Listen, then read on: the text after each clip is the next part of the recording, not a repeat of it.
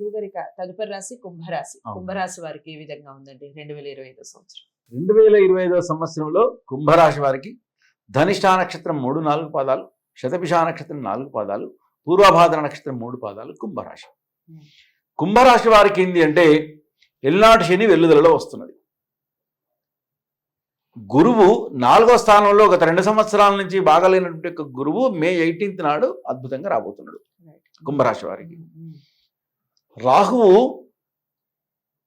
11వ స్థానంలో ఉంటే రాహువు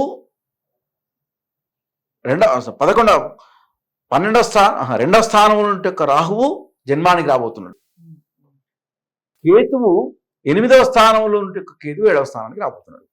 అంటే దీని యొక్క ప్రభావంతో కుంభరాశి వారికి ఏంటంటే 14 ఆదాయము, 14 వ్యయము, 8 ఆదాయం, 7 రాజపూజ్యత, 5 అవమానత కుంభరాశి వారికి. కుంభరాశి వారందరికీ కూడా ఏంటంటే 2025 సంవత్సరంలో మాత్రం వారి మనస్సులో ఉన్న కోరికలు మాత్రం తప్పకుండా నెరవేరుతాయి. డ్రీమ్స్ ఏమున్నా కూడా ఆ డ్రీమ్స్ అన్ని నెరవేరుతాయి తప్పకుండా.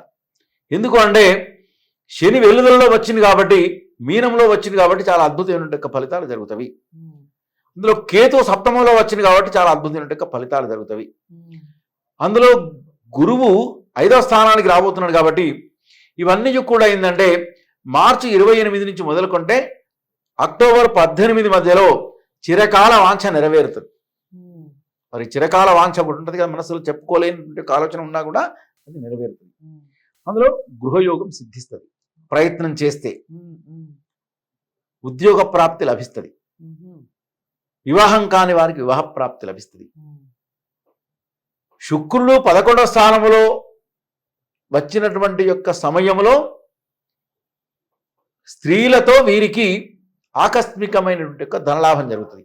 స్త్రీలంటే ఇంట్లో అమ్మ కూడా కావచ్చండి, వేరేలాగా భావించవద్దు. అక్కడ తల్లి కూడా, తల్లి కావచ్చు, వదిన కావచ్చు, చెల్లె కావచ్చు, అక్క కావచ్చు, భార్య కావచ్చు, ఎవరైనా. భార్య అనేది కామన్ అంటే ఏంటంటే వీళ్ళందరిలో ఎవరైనా కూడా వారి ద్వారా వారికి సంబంధించిన యొక్క విధానంతో వీరికి లాభం జరిగేటువంటి యొక్క విధిగా ఉంటుంది. కాబట్టి ఆ ఒక ఫ్రెండ్ కావచ్చు, ఒక లవరే కావచ్చు, ఎవరైనా కావచ్చు అఫ్ కోర్స్. ఎందుకంటే ఒక 4 సంవత్సరాల నుంచి ఇద్దరు ప్రేమించుకుంటున్నారు. సపోజ్ అమ్మాయికి చాలా ఆస్తిపాస్తులు ఉన్నవి, వివాహం కావాలి. వివాహం అయితే తనకు లాభం వచ్చినట్టే కదా, ఒక స్త్రీతో వచ్చినట్టే కదండి అక్కడ. కాబట్టి ఏ విధమైనటువంటి ఒక అనుసంధానం చేసుకుంటే ఆ విధంగా ఉంటుంది. అంటే ఒక స్త్రీతోటి మాత్రం వీరికి 2025 సంవత్సరంలో మాత్రం అద్భుతమైనటువంటి ఫలితాలు మాత్రం వస్తాయని మనం చెప్పవచ్చు.